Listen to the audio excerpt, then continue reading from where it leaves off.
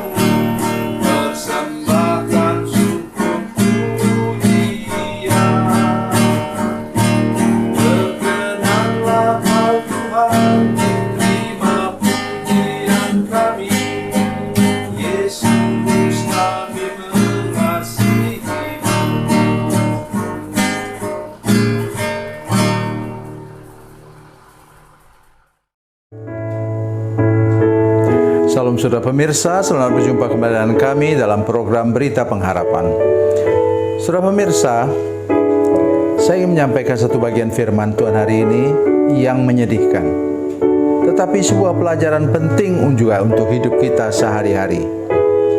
Mari kita berdoa sebelum kita lebih jauh mendengarkan firman Tuhan ini.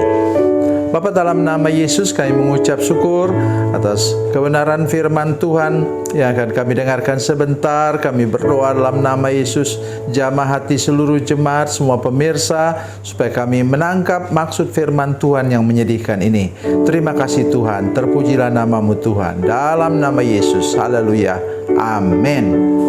Saudara pemirsa, mari kita membuka firman Tuhan dari Perjanjian Lama, dari Kitab Ulangan pasal 34, Ulangan 34 ayat 1. Ulangan 34 ayat 1. Demikian bunyi firman Tuhan. Kemudian naiklah Musa dari dataran Moab ke atas gunung Nebo, yakni ke atas puncak Pisga yang di tentangan Yeriko. Lalu Tuhan memperlihatkan kepadanya seluruh negeri itu, dari Gilead sampai ke kota Dan. Amin. Saudara pemirsa, apa yang saya maksudkan dengan menyedihkan di sini? Musa yang sudah mengantar umat Tuhan selama 40 tahun sampai ke seberang timur Yordan, tapi tidak boleh menyeberang. Ini berita menyedihkan. Ya, oleh karena apa? Musa dalam satu peristiwa dia mungkin emosi atau seperti apa. Jadi peristiwa ini pernah terjadi dua kali. Yang pertama ialah Musa disuruh Tuhan memukul bukit batu dan kemudian keluarlah air. Mungkin dia ingat itu terus, kemudian waktu disuruh oleh Tuhan, dia menunjuk saja kepada bukit batu itu, maka dia kemudian bertindak keliru atau gegabah. Dia pukul untuk yang kedua kalinya ini dia pukul lagi itu batu dan Tuhan marah. Ya, Tuhan mengatakan, kamu tidak taat dengan hal yang kecil ini, maka engkau tidak boleh masuk ke tanah perjanjian. Pesan nomor 1 apa saudara sekalian? Dengarkan firman Tuhan dengan baik. Ketika kita merenungkan firman Tuhan, saudara ingat baik-baik. Itu yang saya lakukan setiap hari. Dengar suara Tuhan, prinsipnya begini. Dengar suara Tuhan, percaya firman Tuhan, lakukan firman Tuhan, maka mujizat pasti terjadi. Jadi ketika kita mendengar, kita harus punya daya tangkap yang betul-betul tepat. Jangan sampai kita seperti Musa disuruh tunjuk saja kepada bukit batu itu, tapi dia pukul karena pengalaman masa lalu. Nah, ini yang kedua. Tolong jangan selalu bergantung kepada pengalaman rohani kita. Ya, hendaknya kita tiap-tiap hari bertumbuh. Itulah yang kita sebut naik dari satu level ke level berikutnya. Jadi boleh jadi pesan Tuhan yang berapa puluh tahun lalu sekarang sudah berbeda untuk kita. Kami mengalami sendiri saudara sekalian. Saya sudah pelayanan di Jakarta misalnya 8 tahun. Pindah kemudian ke Batam di sini tahun 2000 dan sempat membantu pelayanan di luar negeri, negara tetangga. Kemudian apa? Kami berjuang untuk memenangkan jiwa-jiwa di kota Batam. Kemudian 8 tahun yang lalu Tuhan berfirman kepada saya supaya kami menyelamatkan jiwa-jiwa di pulau-pulau terpencil pada suku yang terabaikan. Nah, puji Tuhan, sekarang di tempat putra saya melayani, anak-anak di sana yang dulu tidak sekolah, sekarang sudah naik kelas 6.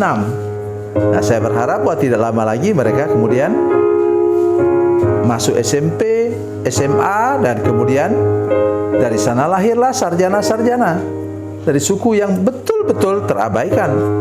Tidak ada yang sekolah di sana 8 tahun yang lalu. Itu yang saya maksudkan Bapak Ibu sekalian dengan firman Tuhan ini. Nah, Musa hanya diizinkan melihat. Dia naik ke Gunung Nebo, puncak Pisgah. Dari sana dia melihat seluruh tanah perjanjian. Puji Tuhan, kata firman Tuhan, matanya belum kabur sehingga dia masih bisa lihat sampai jauh. Ya. Ayat yang ketujuh. Musa berumur 120 tahun ketika ia mati, matanya belum kabur dan kekuatannya belum hilang. Naik ke atas puncak Pisgah itu sekitar 1000 meter. Dia naik sendiri, tidak dibantu oleh orang manapun juga. Itulah sebabnya pesan untuk kita sekarang, bukan karena kekuatan, bukan karena kemampuan kita, tetapi sikap kita yang selalu peka mendengarkan firman Tuhan, mendengarkan firman Tuhan dengan detail atau terperinci, dan dari sanalah kita kemudian melakukan firman Tuhan dan kita boleh masuk ke wilayah atau tanah perjanjian untuk kita seperti yang Tuhan janjikan. Ini yang sangat perlu kita perhatikan. Jangan kita gegabah melakukan sesuatu yang sebenarnya dilarang oleh Tuhan. Ya, oleh karena itu pada hari ini saya mengajak kita semua belajar dari pengalaman nabi-nabi sebanyak 50 orang dalam perjanjian lama.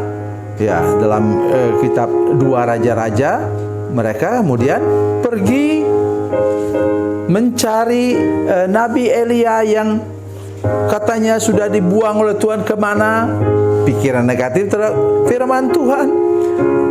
Sikap yang dilarang oleh Nabi Elisa tetap pergi dan akhirnya hasilnya kosong. Jadi karena itu didengarkan firman Tuhan lagi dengan tepat dan dengar firman Tuhan, percaya firman Tuhan, lakukan firman Tuhan, saudara akan mengalami mujizat dan keajaiban daripada Tuhan. Tuhan Yesus memberkati, Tuhan Yesus baik. Mari kita berdoa. Bapa, dalam nama Yesus, terima kasih untuk firman Tuhan hari ini. Kami percaya bahwa kasih dan anugerah Tuhan ada bersama-sama dengan kami. Buat mujizat-Mu dalam hidup kami ketika kami mendengarkan firman Tuhan dan taat akan firman-Mu. Dalam nama Yesus, haleluya, amin.